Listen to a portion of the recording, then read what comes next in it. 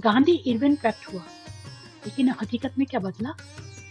और फिर सत्ता में आया लॉर्ड विलिंगटन, जिसने सन 1925 और बाद के कुछ वर्ष ऐसे थे जबकि स्वतंत्रता आंदोलन में शिथिलता आ गई थी।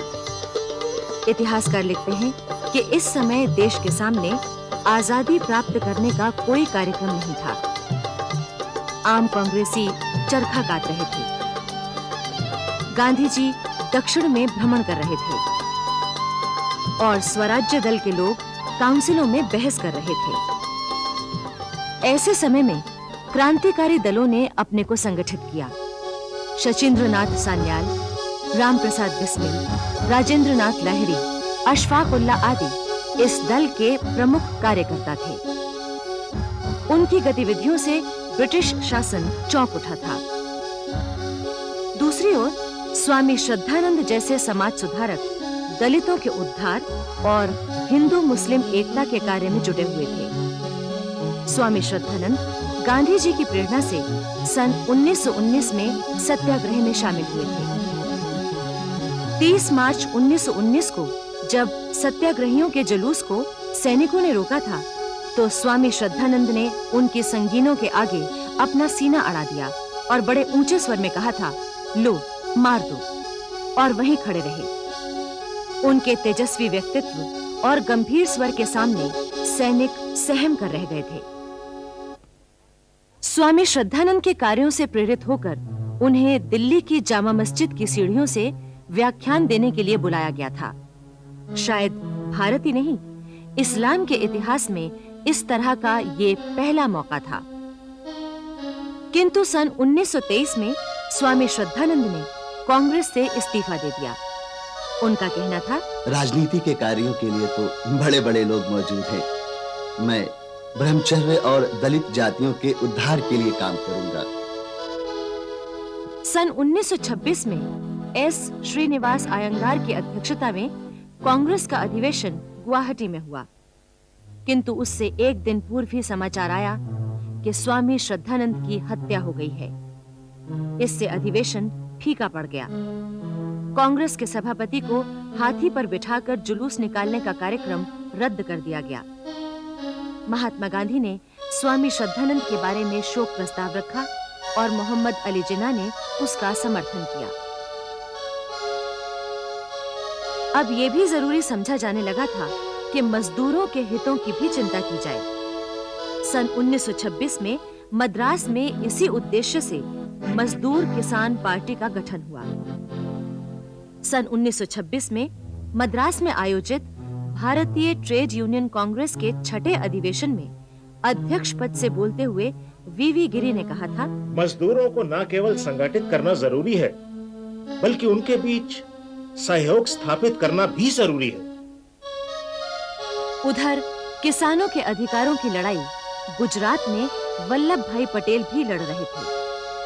खेड़ा सत्याग्रह के दौरान वल्लभ भाई ने कोट पैंट टाई त्याग कर किसानों की पोशाक धोती कुर्ता अपना ली थी।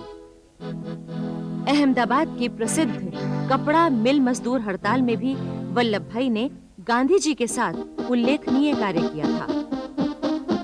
नागपुर के झंडा सत्याग्रह का नेतृत्व भी वल्लभ भाई ने किया था, जिसमें ब्रिटिश सरकार को झुकना पड़ा था और इससे वल्लभ भाई को देशव्यापी ख्याति मिली थी। सन 1927 में गुजरात के किसानों पर सरकार ने लगान की दर बढ़ा दी। इसके विरुद्ध किसानों में जबरदस्त आक्रोश उठा और वो कुछ भी करने को तैयार थे। बस उन्हें केवल एक कुशल नेतृत्व की आवश्यकता थी। आखिर बारदोली में किसानों ने वल्लभ भाई से नेतृत्व करने के लिए कहा। वल्लभ भाई ने कहा, यदि हर तरह का जोखिम उठाने के लिए आप तैयार हैं, तो मैं आपके लिए लड़ सकता। किसान तो हर तरह से तैयार थे। वल्लभ भाई के नेतृत्व में ऐतिहासिक बारदोली किसान सत्याग्रह शुरू हो गया। वल्लभ भाई ने यह आंदोलन इस तरह संगठित किया था कि लगान मिलना तो दूर, गांव में सरकारी अफसरों को भोजन, रिहाइश और सवारी तक मिलना दुश्वार हो गया था। बारदोली किसान आंदोलन को दबाने के लिए ब्रिटिश सरकार ने किसानों पर जुल्म ढाए, उनके घर तोड़ दिए मवेशी जब्त कर लिए और उन्हें गिरफ्तार कर लिया, किंतु किसान झुके नहीं। अंत में सरकार को ही झुकना पड़ा। वल्लभ भाई की इस सफलता पर प्रसन्न होकर गांधी जी ने उन्हें सरदार की उपाधि दी थी। तभी से वो सरदार वल्लभ भाई पटेल कहलाने लगे थे। सन 1928 में ब्रिटिश सरकार ने इंग्लैंड के एक प्रसिद्ध वकील सर जॉन साइमन की अध्यक्षता में एक कमीशन नियुक्त किया। कहा यह गया था कि इसे भारत के भाग्य का निर्णय करने के लिए नियुक्त किया गया है, किंतु ये सब केवल दिखावा था, क्योंकि इसे दरअसल भारतीयों को बहुसंख्यक और अल्पसंख्यक के रूप में बांटकर उनमें फूट डालने के लिए भेजा गया था। पंडित मोतीलाल नेहरू ने इस कमीशन के विरोध में स्पष्ट कहा था कि ये तो भारतीयों की आंखों में धूल झोंकने का एक तरीका है। एने बेसेंट ने कहा था, इस कमीशन की स्थापना अगर जले पर नमक छिड़कना नहीं है तो और क्या है। 3 फरवरी 1928 को सर जॉन साइमन के साथ 7 सदस्यों वाला कमीशन जब बंबई उतरा तो सारे देश में उसका विरोध किया गया। सबसे अपमानजनक बात ये थी कि इसमें किसी भारतीय को सदस्य नहीं बनाया गया था। कमीशन जहां-जहां गया वहीं उसे जबरदस्त विरोध का सामना करना पड़ा। Simon commission go back, Simon commission वापस जाओ, Simon commission go back. Patna में ब्रिटिश हुकूमत ने गांव से कुछ किराए के प्रदर्शनकारी बुलाए थे ताकि वो साइमन कमीशन के समर्थन में नारे लगाएं। लेकिन जब विरोधी जुलूस उनके सामने पहुंचा तो वो सब भागकर उसमें शामिल हो गए और ब्रिटिश हुक्मरान खड़े-खड़े देखते रह गए। 20 अक्टूबर 1928 को साइमन कमीशन लाहौर पहुंचा। कमीशन का विरोध करने वाले जुलूस का नेतृत्व किया था पंजाब केसरी लाला लाजपत राय ने। जैसा कि आप जानते हैं, लाला लाजपत राय उस समय देश के अग्रणी नेताओं में थे, किंतु ब्रिटिश शासन की दमन नीति के सामने किसी भी बड़े नेता का कोई महत्व नहीं था। जुलूस पर अंग्रेज पुलिस की लाठियां बरसी और लाला लाजपत राय बुरी तरह जख्मी हो गए। लाला जी के घायल होने की खबर से सारे देश में विरोध की लहर ने तेजी पकड़ ली। लाला लाजपत राय ने उस समय कहा था, मेरे ऊपर जो लाठियों के प्रहार किए गए हैं वही एक दिन ब्रिटिश साम्राज्य के ताबूत में कीले साबित होंगी। 17 नवंबर 1928 को लाला लाजपत राय का देहांत हो गया। इससे सारे देश में खलबली मच गई। नेहरू जी के शब्दों में, उस समय देश के लोगों में दुख से अधिक क्रोध भड़क उठा।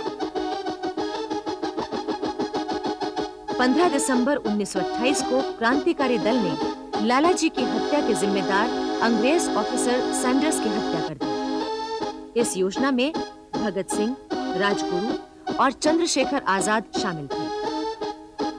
लाहौर के बाद जब साइमन कमीशन लखनऊ पहुंचा तो वहां जवाहरलाल नेहरू, गोविंद वल्लभ पंत आदि नेताओं ने विरोध में जुलूस निकाले और जैसा कि सभी जगह हो रहा था, अंग्रेज पुलिस ने लखनऊ में भी अपना दमन चक्र चलाया।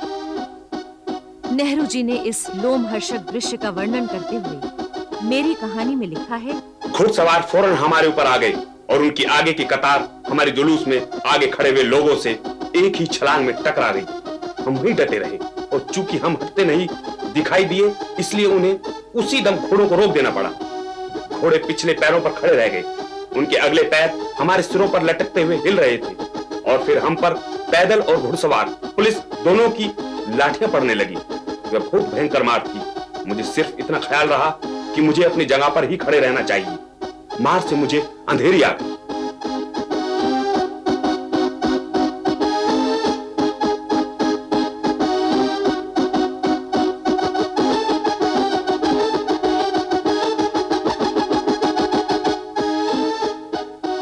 कभी-कभी मन ही मन गुस्सा और उलटकर मारने का ख्याल भी आया। मैंने सोचा कि अपने सामने के पुलिस ऑफिसर को गिराकर घोड़े पर खुद चढ़ जाऊं। ये कितना आसान था, मगर लंबे अरसे की तालीम और अनुशासन ने काम दिया। इसके अलावा मैं अच्छी तरह जानता था कि अगर हमारी तरफ से कुछ भी मुकाबला हुआ तो ये भीषण दुर्घटना हो जाएगी, जिसमें हमारे आदमी बड़ी तादाद में गोलियों से भून दिए जाएंगे। लखनऊ के इस जुलूस में नेहरू जी के साथ गोविंद वल्लभ पंत भी थे। उन्हें तो और भी ज्यादा चोटें आई थी, इतनी कि बहुत अरसे तक उन्हें इतना दर्द रहा, इतनी तकलीफ रही कि वो कमर भी सीधी नहीं कर सकते थे। जब साइमन कमीशन देश के विभिन्न स्थानों का दौरा कर रहा था, उन्हीं दिनों कलकत्ते में मोतीलाल नेहरू की अध्यक्षता में कांग्रेस का अधिवेशन हुआ। इस अधिवेशन में पूर्ण स्वराज्य और डोमिनियन स्टेटस यानी औपनिवेशिक राज्यों की स्थापना की मांग को लेकर काफी बहस हुई। सुभाष चंद्र बोस और जवाहरलाल नेहरू जैसे युवा नेता तत्काल पूर्ण स्वराज्य की मांग का प्रस्ताव पास कराना चाहते थे, किंतु कांग्रेस के पुराने नेता नहीं मान रहे थे। अंत में गांधी जी के कहने पर समझौता हो गया। उन्होंने ब्रिटिश सरकार को 1 साल का समय दिया। यदि इस अवधि में उसने भारत को औपनिवेशिक स्वरूप नहीं दिया, तो कांग्रेस पूर्ण स्वराज्य की मांग रखेगी।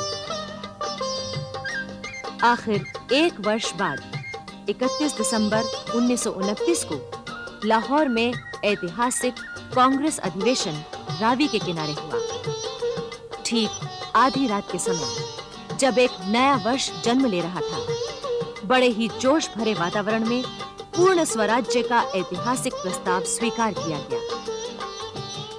प्रस्ताव में कहा गया था, हमारी आस्था है कि अन्य देशों की तरह भारतवासियों का ये जन्मसिद्ध अधिकार है कि स्वाधीनता प्राप्त करें, अपने परिश्रम के फल का उपयोग करें और जीवन की आवश्यकताएं पूरी करें, ताकि विकास की समस्त सुविधाएं उन्हें मिल सकें। हमारा ये भी विश्वास है कि यदि सरकार जनता के इन अधिकारों को छीनकर उसका दमन करती है, तो जनता को ये भी अधिकार जाता है कि वो उस सरकार को समाप्त कर दे या बदल दे। भारत में अंग्रेज सरकार ने भारतवासियों की स्वतंत्रता मात्र का अपहरण ही नहीं किया, बल्कि उसने जनता का शोषण अपना अधिकार बना लिया है। हमारी ये भी आस्था है कि भारत को ब्रिटेन से संबंध विच्छेद कर पूर्ण स्वाधीनता की संप्राप्ति करनी चाहिए। लाहौर अधिवेशन में पूर्ण स्वराज्य की मांग के साथ ही उस समय के सबसे युवा राजनीतिज्ञ जवाहरलाल नेहरू को राष्ट्रपति चुना गया था। प्रस्ताव में यह भी निश्चय किया गया था कि 26 जनवरी को हर वर्ष स्वाधीनता दिवस मनाया जाएगा। तब 26 जनवरी 1930 को सारे देश में स्वाधीनता दिवस मनाया गया और जुलूस निकाले गए। इससे लोगों में नया जोश आया। जवाहरलाल नेहरू का इस अवसर पर शानदार स्वागत हुआ था। ऐसा शानदार जुलूस निकला था कि माता स्वरूप रानी ने जब एक अटारी से उस जुलूस को देखा तो वो गदगद हो उठी। अपने पुत्र की जय जयकार से उनका मन हर्ष से पुलकित हो उठा था। आंखों से अश्रुधारा प्रवाहित हो उठी थी। लाहौर कांग्रेस के दौरान एक और उल्लेखनीय घटना हुई। उसमें भाग लेने के लिए सीमा प्रांत से बहुत से लोग आए थे। इस प्रांत से यूं तो खान अब्दुल गफ्फार खां कांग्रेस के अधिवेशनों में आकर हिस्सा लिया करते थे, मगर लाहौर में पहली बार सीमा प्रांत के सच्चे नौजवानों का एक बड़ा दल आया। वो वहां से ये ख्याल और जोश लेकर गए कि वो आजादी की लड़ाई में सारे हिंदुस्तान के साथ हैं। इस तरह 1930 से सीमा प्रांत के लोग आजादी की लड़ाई में महत्वपूर्ण और बड़ा हिस्सा लेने लगे। आखिर ब्रिटिश सरकार ने पूर्ण स्वराज्य की मांग नहीं मानी। असेंबली के तमाम मेंबरों ने इस्तीफा दे दिया। सुभाष चंद्र बोस और उनके 11 साथियों को भी गिरफ्तार कर लिया गया। पूर्ण स्वराज्य की मांग न माने जाने पर कांग्रेस के लिए ये जरूरी हो गया था कि वो अपना संघर्ष तेज कर दे। गांधी जी और अन्य नेताओं ने ये विचार किया कि अब देश को एक साथ जगाना है, सबको साथ लेकर चलना है। ये भी तय किया गया कि ऐसे प्रयास किए जाएं जिनसे ब्रिटिश सरकार के हाथ पांव फूल जाएं और व्यवस्था संभालने में वो अपने को कमजोर महसूस करे। 15 फरवरी 1930 को कांग्रेस की कार्यकारिणी समिति ने अहमदाबाद में सत्याग्रह आंदोलन आरंभ करने का प्रस्ताव पास किया। गांधी जी ने वायसराय को पत्र लिखकर समझाने की कोशिश भी की ताकि आंदोलन की जरूरत ना पड़े, पर उसका कोई असर नहीं हुआ। तब गांधी जी ने नमक कानून तोड़ने के लिए जनता का आह्वान किया। उन्होंने कहा, पानी के बाद नमक ही सबके लिए सबसे जरूरी चीज है। उस पर सरकार को टैक्स लगाने का कोई अधिकार नहीं है। इस टैक्स से लाखों भूखों, बीमारों और विकलांगों तथा बेसहारा लोगों पर असर पड़ता है। दुनिया में इससे बड़ा अमानुषिक टैक्स और कोई नहीं हो सकता। गांधी जी द्वारा नमक कानून तोड़ने का यह आंदोलन अहिंसक होने वाला था, किंतु जैसा कि जवाहरलाल नेहरू ने मेरी कहानी में लिखा है, कांग्रेस अधिवेशन में प्रदर्शित उत्साह के बावजूद कोई ये नहीं जानता था कि संघर्ष के कार्यक्रम में देशवासी कहां तक साथ चल सकेंगे।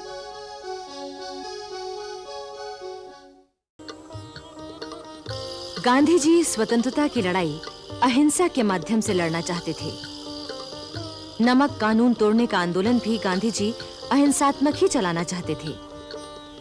ये एक ऐसा प्रयोग था जिस पर सारी दुनिया की आंखें लगी थीं।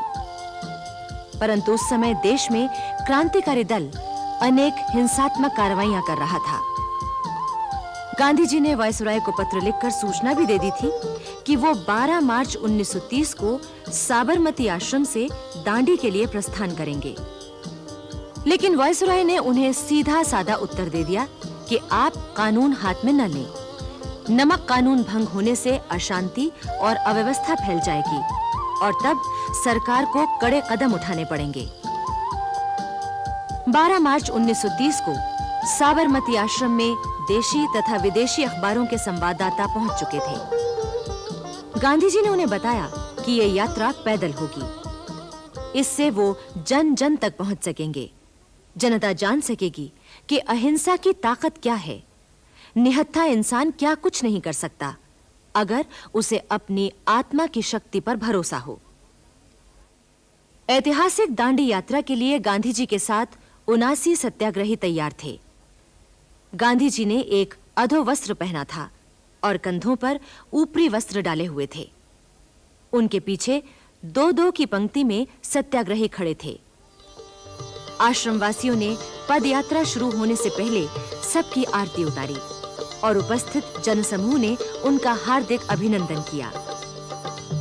दांडी यात्रा आरंभ करने से पूर्व गांधी जी ने उपस्थित लोगों के सामने एक छोटा सा किंतु महत्वपूर्ण भाषण दिया। उन्होंने कहा, यदि स्वराज न मिला तो या तो रास्ते में मैं मर जाऊंगा या आश्रम के बाहर रहूंगा। यदि नमक कर न उठा सका तो आश्रम लौटने का भी इरादा नहीं है। उन्होंने ये भी कहा कि जब तक वो दांडी न पहुंच जाएं, तब तक सत्याग्रह शुरू न किया जाए। साबरमती आश्रम से दांडी के लिए जब ये जुलूस चला तो चारों ओर जय जयकार से आकाश गूंज उठा। अहमदाबाद में इतना बड़ा जुलूस पहले कभी नहीं निकला था। सारा नगर इसमें शामिल हो गया था। जुलूस 2 मील लंबा था। जो सड़कों पर खड़े होने की जगह नहीं पा सके थे, वो पेड़ों पर, घरों की छतों पर चढ़ गए थे।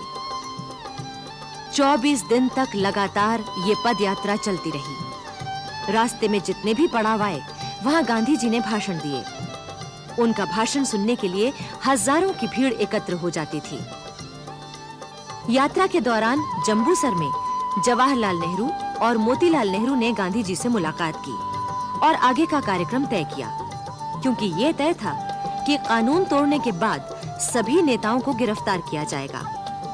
देश भर के बड़े नेता इसी तैयारी में जुटे थे कि उनके जेल जाने के बाद सत्याग्रह को कैसे जारी रखा जाएगा। पंडित नेहरू ने आत्मकथा में लिखा है कि जंबूसर में मुलाकात के बाद गांधी जी अपने दल के साथ दांडी यात्रा के दूसरे पड़ाव के लिए पैदल चल पड़े। वो हाथ में लाठी लिए हुए अपने अनुयायियों के आगे आगे जा रहे थे। उनके कदम मजबूत थे और चेहरे पर शांति तथा निर्भयता छिटकी पड़ती थी। वो एक दिल हिला देने वाला दृश्य था। 5 अप्रैल 1930 को गांधी जी दांडी पहुंच गए। वहां सरोजिनी नायडू आदि देशभक्तों ने उनका स्वागत किया। ये निश्चय किया गया कि 6 अप्रैल को समुद्र तट पर जाकर नमक कानून तोड़ेंगे। 6 अप्रैल की तिथि इसलिए भी रखी गई कि उसी दिन से राष्ट्रीय सप्ताह भी शुरू होता था। ये राष्ट्रीय सप्ताह जलियांवाला बाग की स्मृति में मनाया जाता था।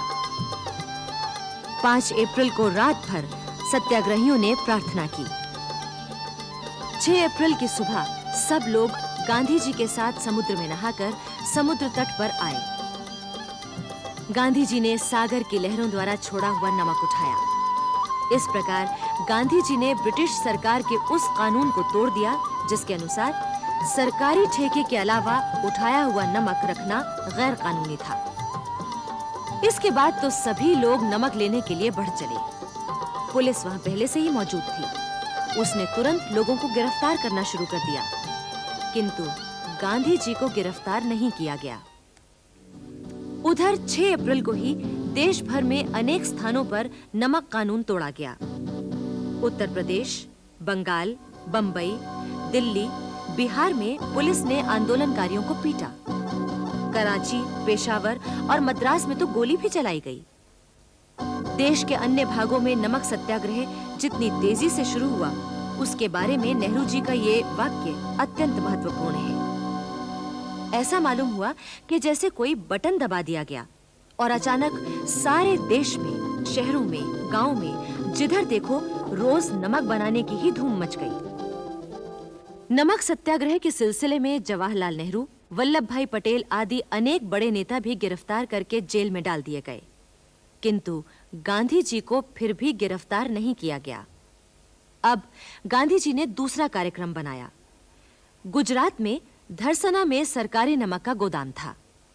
गांधी जी ने तय किया कि इस गोदाम पर धावा बोलकर सरकारी नमक पर कब्जा कर लिया जाए, किंतु यह धावा अहिंसात्मक था। गांधी जी ने इसकी सूचना भी वायसराय को दे दी थी। ब्रिटिश सरकार को लगा कि अब स्थिति बिगड़ सकती है। 4 मई की रात गांधी जी सूरत जिले के कराड़ी शिविर में सो रहे थे। रात के 1:15 बजे सूरत के अंग्रेज जिला मजिस्ट्रेट ने 30 बंदूकधारी और 2 अफसरों के साथ कराड़ी शिविर को घेर लिया। वो गांधी जी को गिरफ्तार करने आए थे। गांधी जी को जगा दिया गया।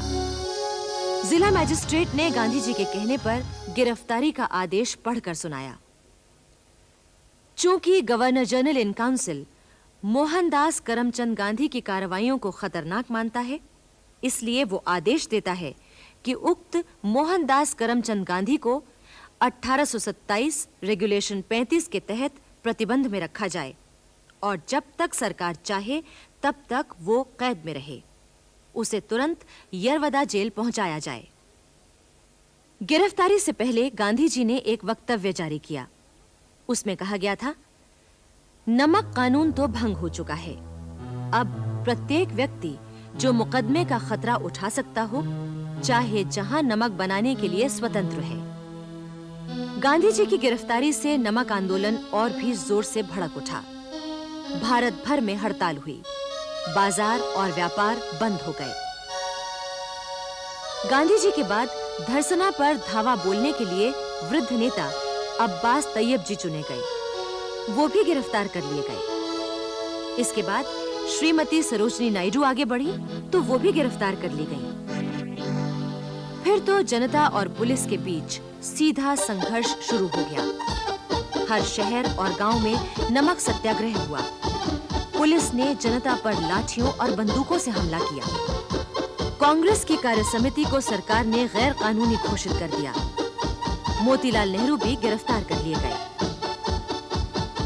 पेशावर में खान अब्दुल गफ्फार खान की संस्था अफगान यूथ लीग और उसके सदस्य खुदाई खिदमतगार कांग्रेस में शामिल हो गए। नमक आंदोलन के दौरान खुदाई खिदमतगारों पर बड़े अत्याचार हुए। लोगों को अपमानित करने के लिए उन्हें जबरदस्ती पकड़कर माफीनामे पर अंगूठा लगवाया जाता था। बहुत से वीर पठानों ने इस पर अपना अंगूठा ही काट डाला, जिससे इस जिल्लत से बच जाएं। खान अब्दुल गफ्फार खान के घर में आग लगा दी गई। उनके भाई डॉक्टर खान साहब का मकान धूल में मिला दिया गया। 23 अप्रैल 1930 को पेशावर में बहादुर पठानों ने सत्याग्रह की अहिंसक लड़ाई की एक ऐसी मिसाल पेश की जो इतिहास में कभी भी भूली नहीं जा सकेगी। सैकड़ों की संख्या में पठान मौत की जरा भी परवाह किए बगैर तोपों और बंदूकों की ओर बढ़ते गए और उन्हें बड़ी बेरहमी से अंग्रेजों ने भून दिया। सारे देश में अहिंसात्मक ढंग से कानून भंग करना जनता का धर्म बन गया था। ब्रिटिश सरकार की सभी जेलें भर गईं, यहाँ तक कि नई जेलें बनवानी पड़ी। लगभग 50-60 हजार लोग जेलों में बंद हो गए थे। फिर भी आंदोलन की तेजी में कोई कमी नहीं आई। बंबई में कपड़ा मिल मजदूरों ने हड़ताल की। मद्रास में आंदोलनकारियों को पीटा गया। बंगाल में छात्रों पर लाठियां बरसीं। गुजरात में बारदोली और बोरमद में किसानों पर जुल्म हुए।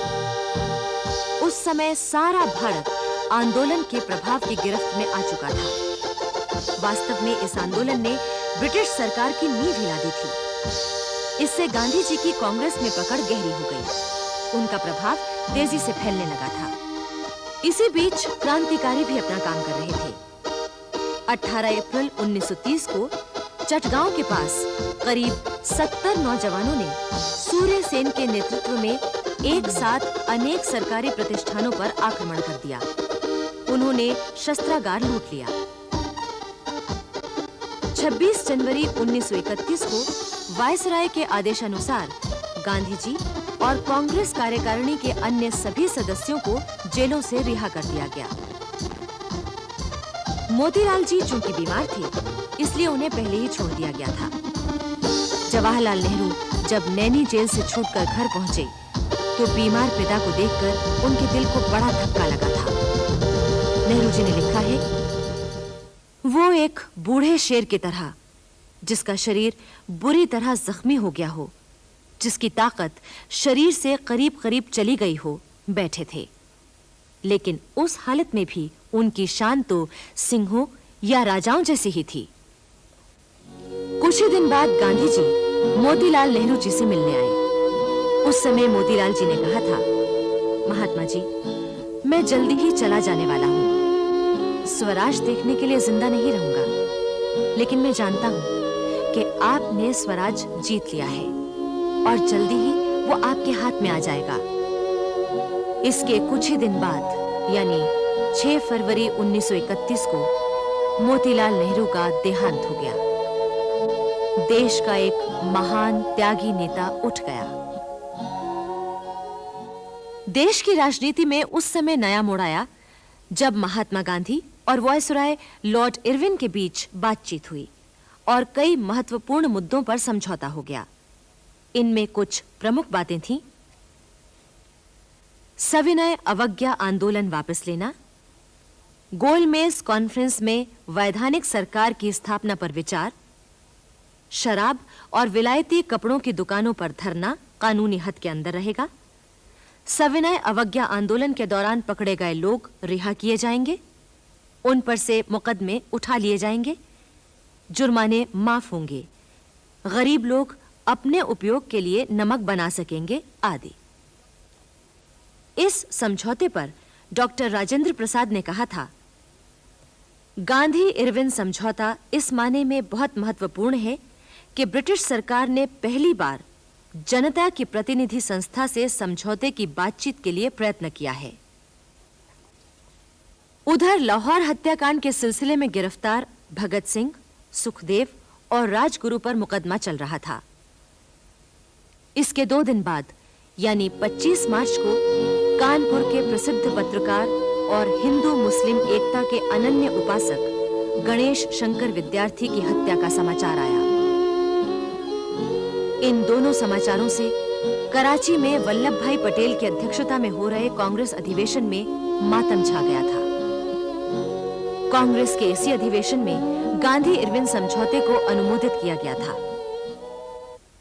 दूसरा गोलमेज सम्मेलन लंदन में 7 सितंबर से 1 दिसंबर 1931 तक हुआ। इसमें कांग्रेस के प्रतिनिधि के रूप में गांधी जी सम्मिलित हुए। अन्य नेताओं को ब्रिटिश सरकार ने नामजद किया था। इनमें पंडित मदन मोहन मालवीय और श्रीमती सरोजनी नायडू भी थीं। दूसरे गोलमेज सम्मेलन से बड़ी आशाएं थीं और लगता था कि स्वराज्य का सपना पूरा हो जाएगा। लेकिन उसमें तो गांधी-इरविन समझौते तक की उपेक्षा कर दी गई थी। इस सम्मेलन में गांधी जी ने भारत का पक्ष बड़ी मजबूती से रखा, किंतु अंत में इस सम्मेलन का कोई नतीजा नहीं निकला। भारत लौटने पर गांधी जी ने कहा, यह बात सच है कि मैं खाली हाथ लौटा हूं, किंतु मुझे संतोष है कि जो ध्वज मुझे सौंपा गया था मैंने उसे नीचा नहीं होने दिया और उसके सम्मान के साथ समझौता नहीं किया। गांधी जी गोलमेज कॉन्फ्रेंस लंदन से वापस लौटे तब तक देश में अंग्रेजों की दमन नीति पूरी तरह शुरू हो चुकी थी। उस समय के वायसराय लॉर्ड विलिंगडन ने कांग्रेस से लड़ाई की पूरी तैयारी कर ली थी। देश में जगह-जगह विरोधों और आंदोलनों का सिलसिला शुरू हो चुका था। सीमा प्रांत में पठानों के बीच कांग्रेस के बढ़ते हुए प्रचार से अंग्रेज सरकार के कान खड़े हो गए। पठानों के नेता खान अब्दुल गफ्फार खां को सीमा प्रांत के चीफ कमिश्नर के दरबार में तलब किया गया। उस समय सीमा प्रांत की एक ऐसी हस्ती थे जिन्होंने अपने कार्य और निष्ठा के बल पर आश्चर्यजनक लोकप्रियता प्राप्त कर ली थी। सीमा प्रांत के उत्मंजाई में खान बहराम खां के घर जन्मे अब्दुल गफ्फार खां को बचपन से यही सिखाया जा रहा था कि उन्हें अंग्रेज पलटन में भर्ती होना है। वैसे खान बहराम खां ने मुल्ला मौलवियों के विरोध के बावजूद अपने बड़े बेटे को अंग्रेजी तालीम दिलाकर एडिनबरा में डॉक्टरी की पढ़ाई के लिए तैयार किया था। जाहिर है उन्होंने छोटे बेटे गफ्फार खां को भी मिशन स्कूल में पढ़ाया। युवा अब्दुल गफ्फार खां अभी अंग्रेजों की पलटन में अफसर बनने का सपना ही देख रहे थे कि एक दिन वो घटना घटी जिसने उनके जीवन की धारा बदल दी। युवा गफ्फार अपने एक दोस्त के साथ किस्सा कहानी बाजार में खड़े थे। गफ्फार का वो दोस्त अंग्रेजों की घुड़सवार टुकड़ी में अफसर था। तभी एक अंग्रेज फौजी वहां आया। उसने आते ही गफ्फार के दोस्त को फटकार लगाई। तो तुम भी अंग्रेज बनना चाहते हो? कारण ये था कि गफ्फार का वो दोस्त नंगे सिर था और उसने अंग्रेजों जैसे बाल संवार रखे थे। अंग्रेज अफसर की डांट सुनकर गफ्फार के दोस्त का चेहरा पीला पड़ गया। बस अपमान का घूंट पीकर रह गया। किंतु गफ्फार का दिल विद्रोह कर उठा। आखिर इन अंग्रेजों ने हमें समझ कर रखा है। फिर तो खान अब्दुल गफ्फार खां के जीवन की राह ही बदल गई। उन्होंने सरहदी सूबे में शिक्षा का प्रचार किया, हिजरत आंदोलन में शिरकत की, पख्तून पत्र का प्रकाशन शुरू किया, रॉलेट एक्ट और जलियांवाला हत्याकांड का विरोध किया। उन्होंने खुदाई खिदमतगारों का एक ऐसा संगठन तैयार किया जो गांधी जी की अहिंसा और उनके रचनात्मक कार्यक्रमों को मानता था। खान अब्दुल गफ्फार खां हिंदुस्तान की आजादी के ढांचे के अंदर अपने सीमा प्रांतीय लोगों के लिए भी आजादी चाहते थे। इसके लिए उन्होंने गांधी जी के बताए रास्ते को चुना था। नेहरू जी ने ठीक ही लिखा है। यह ताज्जुब की बात है कि इस पठान ने अहिंसा को हम में से कई लोगों की तुलना में कहीं ज्यादा कैसे मान लिया था। उनकी प्रेरणा से सीमा प्रांत के बहादुर पठानों ने अपने आप पर काबू और जब्त रखने की जो मिसाल पेश की थी वो विलक्षण थी। देश के दूसरे हिस्सों में अंग्रेज शासक किसानों पर जुल्म कर रहे थे और उनसे कहीं ज्यादा लगान वसूल कर रहे थे। इस कारण जगह-जगह किसान आंदोलन भड़क उठा था। संयुक्त प्रांत में जवाहरलाल नेहरू, शेरवानी और पुरुषोत्तम दास टंडन किसानों की समस्याओं को लेकर आंदोलन चला रहे थे। पुरुषोत्तम दास टंडन विद्यार्थी जीवन से ही देशभक्ति की धारा में शामिल हो गए थे। सन 1899 में कांग्रेस के लखनऊ अधिवेशन में उन्होंने स्वयं सेवक का काम किया था। फिर 1906 में कांग्रेस के कलकत्ता अधिवेशन में प्रतिनिधि के रूप में शामिल हुए थे। महात्मा गांधी के सच्चे अनुयायी होने के कारण टंडन जी का कार्यक्षेत्र केवल राजनीति ही नहीं था, वो सामाजिक और साहित्यिक कार्यों में भी गहरी दिलचस्पी रखते थे। सन 1918 में उन्होंने प्रयाग में हिंदी विद्यापीठ की स्थापना की थी। इलाहाबाद से प्रकाशित अभ्युदय पत्र के अवैतनिक संपादक भी रहे। सन 1930 में उन्होंने केंद्रीय किसान संघ की स्थापना की। किसानों की हालत उन दिनों इतनी खराब थी कि वो लगान की कम से कम राशि देने में भी असमर्थ थे। नेहरू जी के साथ जब टंडन जी ने किसान आंदोलन को तेजी से बढ़ाया तो उन्हें गिरफ्तार कर लिया गया। उधर गुजरात के बारदोली में भी किसानों पर जुल्म हो रहे थे। बारदोली में हो रहे अत्याचारों की जांच के लिए सरकार ने एक समिति बनाई, जिसमें सरदार पटेल और भूलाभाई देसाई को भी रखा गया। किंतु इस समिति के अंग्रेज सदस्यों ने पटेल और देसाई की एक न चलने दी। जांच समिति सिर्फ दिखावा बनकर रह गई। सरकार का किसानों के साथ सख्ती का बर्ताव बना रहा। इस बीच क्रांतिकारी दल भी बड़ी तेजी से सक्रिय था। बंगाल में इन क्रांतिकारियों का बहुत जोर था। वहां क्रांतिकारी आंदोलन शहरों की सीमाएं पार करके गांव के मध्यम वर्गीय नौजवानों में फैल गया था। ढाका, मेदिनीपुर, 24 परगना आदि अनेक स्थानों में क्रांतिकारी गतिविधियां चल रही थीं। ब्रिटिश सरकार उन्हें दबाने के लिए बुरे से बुरा व्यवहार कर रही थी।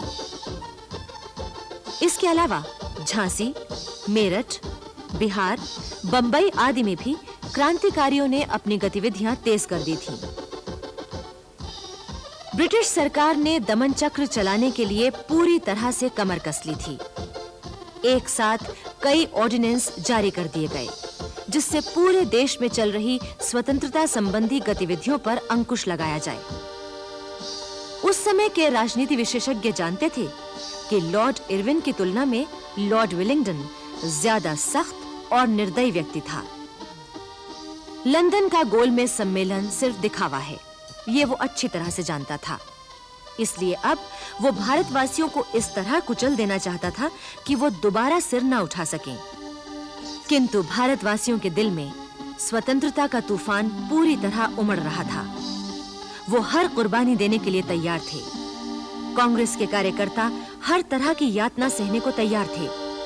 क्या शहर, क्या गांव, सभी जगह आंदोलन जोर पकड़ रहे थे। जवाहरलाल नेहरू और शेरवानी जब गांधी जी से मिलने बंबई जा रहे थे तो उन्हें रास्ते में ही गिरफ्तार कर लिया गया। इलाहाबाद में पुरुषोत्तम दास टंडन को पहले ही गिरफ्तार किया जा चुका था।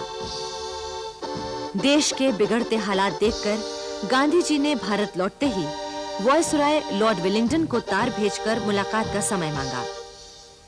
किंतु लॉर्ड विलिंगडन ने साफ तौर पर कह दिया कि बंगाल, सीमा प्रांत, संयुक्त प्रांत आदि में दमन के लिए जो ऑर्डिनेंस जारी किए गए हैं, उन पर कोई बात नहीं हो सकती। गांधी जी ने दूसरा तार भेजा कि इन्हीं मुद्दों पर बात करना अनिवार्य है। किंतु लॉर्ड विलिंगडन ने इस बार कोई उत्तर नहीं दिया। 4 जनवरी 1932 को महात्मा गांधी और सरदार पटेल को गिरफ्तार करके पूना के यरवदा जेल भेज दिया गया। सुभाष चंद्र बोस बंगाल जा रहे थे, उन्हें भी रास्ते में गिरफ्तार कर लिया गया। गांधी जी ने एक बार फिर सविनय अवज्ञा आंदोलन आरंभ करने की घोषणा कर दी थी। इस पर ब्रिटिश सरकार ने कांग्रेस को गैर कानूनी संस्था करार दे दिया। सारे देश में कांग्रेस के दफ्तरों पर छापे मारे गए, वहां सरकारी ताले डाल दिए गए और कागज, फाइलें, रुपया पैसा सब जब्त कर लिए गए। कांग्रेस के हजारों कार्यकर्ता, उनके संबंधी शुभचिंतक तक गिरफ्तार करके जेलों में डाल दिए गए। ऐसे कानून बनाए गए कि किसी को संदेह के आधार पर जेल में डाला जा सकता था। किंतु आश्चर्य तो यह है कि उस समय लोगों के दिल से डर निकल चुका था। शारीरिक यातनाओं की उन्हें परवाह नहीं थी और मौत को वो गले लगाने को तैयार थे। जवाहरलाल नेहरू को गिरफ्तारी के बाद नैनी जेल में रखा गया था। उस समय उनकी पत्नी कमला नेहरू बंबई में बीमार थीं। किंतु नेहरू जी की मां और दोनों बड़ी बहनें बड़े उत्साह के साथ आंदोलन में कूद पड़ी थीं और उन्हें 1-1 साल की सजा देकर जेल भेज दिया गया था। उधर यरवदा जेल में सरदार पटेल ने गांधी जी की बहुत सेवा की। तभी गांधी जी ने कहा था, मैंने सरदार पटेल में तो मां के गुणों के दर्शन किए। अप्रैल 1932 में दिल्ली में कांग्रेस का अधिवेशन होने वाला था। ब्रिटिश सरकार चाहती थी कि यह अधिवेशन ना हो, इसलिए देश भर से आ रहे प्रतिनिधियों के दिल्ली पहुंचने में बाधाएं उत्पन्न की गईं। देश के अधिकांश नेता इस समय जेल में थे, फिर भी कोई 500 प्रतिनिधि दिल्ली पहुंच चुके थे। इस दिल्ली अधिवेशन की अध्यक्षता मदन मोहन मालवीय करने वाले थे। वो कांग्रेस के उन निर्माताओं में से थे जिन्होंने दूसरे अधिवेशन से लेकर अपनी अंतिम सांस तक स्वराज्य के लिए कठोर तप किया। मालवीय जी हिंदी, संस्कृत और अंग्रेजी में धारा प्रवाह व्याख्यान देते थे। रॉलेट एक्ट के खिलाफ उन्होंने 4.5 घंटे तक और अपराध निर्मोचन के बिल पर 5 घंटे तक निरंतर व्याख्यान दिया था। मालवीय जी जहां राजनीति में सक्रिय थे, वहीं उन्होंने हिंदी के उत्थान और पत्रकारिता के विकास के लिए भी अभूतपूर्व कार्य किए थे। हिंदी साहित्य सम्मेलन के प्रथम अधिवेशन में सन 1910 में उन्होंने भविष्यवाणी की थी कि एक दिन ये भाषा राष्ट्रभाषा हो सकेगी। फिर सन 1919 में सम्मेलन के बंबई अधिवेशन में अध्यक्षीय पद से उन्होंने कहा था, हिंदी उर्दू का प्रश्न धर्म का नहीं, राष्ट्रीयता का प्रश्न है। साहित्य और देश की उन्नति अपने देश की भाषा से ही हो सकती है। एनी बेसेंट के शब्दों में, राजनीति के क्षेत्र में मालवीय जी विभिन्न मतों के बीच भारतीय एकता की मूर्ति के रूप में थे। हिंदू, मुसलमानों एवं अन्य मतों में सामंजस्य स्थापित करने में मालवीय जी की बड़ी महत्वपूर्ण भूमिका रही है। वाराणसी के हिंदू विश्वविद्यालय के संस्थापक पंडित मदन मोहन मालवीय जी की प्रेरणा से ही ये विश्वविद्यालय शिक्षा का बड़ा केंद्र बना। वो सन 1909 और 1918 में कांग्रेस अधिवेशनों की अध्यक्षता कर चुके थे, किंतु सन 1932 में जब उन्हें अध्यक्षता करनी थी तो ब्रिटिश सरकार ने उन्हें पहले ही गिरफ्तार कर लिया। नेहरू जी ने मेरी कहानी में मालवीय जी के व्यक्तित्व के बारे में लिखा है, वो बड़े खुश मिजाज साथी थे, जीवनी शक्ति से भरे पूरे और हर बात में एक युवक की तरह दिलचस्पी लेने वाले। उन्हें किसी दूसरी जेल से नैनी भेजा गया था, हालांकि वो हमसे अलग दूसरी बैरक में रखे गए थे, लेकिन हम रोज उनसे मिलते थे और शायद बाहर की बनिस्बत वहां मैं उनसे अधिक परिचय कर पाया। मालवीय जी के गिरफ्तार होने के बावजूद भी सन 32 में पुरानी दिल्ली में घंटा घर के पास चांदनी चौक में कांग्रेस का अधिवेशन हुआ। अध्यक्षता की थी सेठ रणछोड़दास अमृतलाल ने। इस अधिवेशन में पूर्ण स्वाधीनता को कांग्रेस का लक्ष्य बनाया गया। सविनय अवज्ञा आंदोलन का समर्थन किया गया। गांधी जी के नेतृत्व में विश्वास को फिर से व्यक्त किया गया और अहिंसा में विश्वास प्रकट किया गया। कांग्रेस का यह 47वां अधिवेशन ब्रिटिश हुकूमत की इच्छा के बावजूद भी संपन्न हो गया, किंतु शासन के दमन चक्र में कोई कमी नहीं आई। देश भर की जेलें भरी जा चुकी थीं। 80,000 से भी कहीं ज्यादा लोग गिरफ्तार किए जा चुके थे। लॉर्ड विलिंगडन ने तमाम समझौतों, बातचीत के मुद्दों और कांग्रेस से ब्रिटिश हुकूमत की समझदारी को ताक पर रखकर कांग्रेस को मिटा देने का फैसला कर लिया था।